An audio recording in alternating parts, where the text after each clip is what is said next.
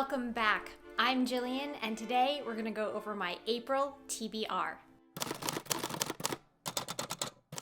The Rose Code by Kate Quinn. This is a historical fiction novel that's World War II era. It takes place in two different time periods. In the first, we're following these three women as they answer the call for the best minds of Britain to break the Nazi code. So these three women work together. They are friends, and then something happens which causes them to not only become enemies, but it also sends one of them to an asylum.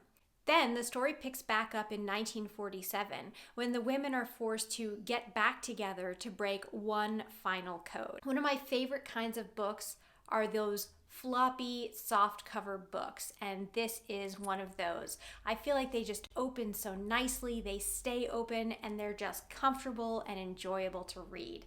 So the story sounds good, but honestly, I'm just physically enjoying this book already. Kontiki by Thor Heyerdahl is going to be a reread for me. I was able to find a first edition copy at an estate sale, so I have 2 copies of this book, which I'm very excited about. This is a nonfiction account of the author, Thor Heyerdahl, who's a scientist, and he had this crazy hypothesis that the Polynesian Islands were in fact settled by people traveling from Peru by raft to the Polynesian Islands. No one believed him, and so what was his response?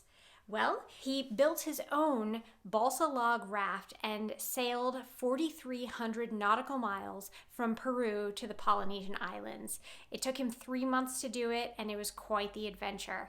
It's been a long time since I read this book, and I can't wait to refresh my memory and also share my thoughts with you. I picked up Atonement by Ian McEwan at my local library. I hadn't heard anything about the book, but I found it on a list of best World War II fictional books.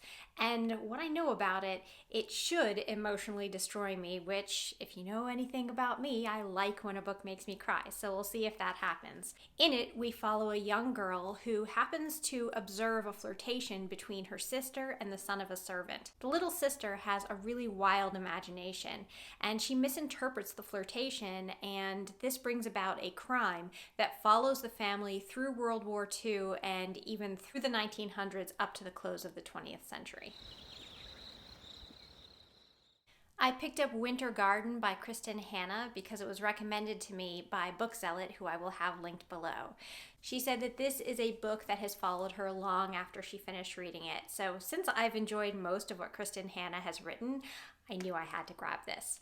This follows 2 very different sisters. Once they grew up, one stayed at home, raised her family, and ran the family business, while the other one traveled the world and became a famous photojournalist. Their father becomes desperately ill. On his deathbed, he manages to convince their mother, Anya, to tell them a story. The story is a mysterious love story that spans 60 years, and it goes from war-torn Leningrad to modern-day Alaska.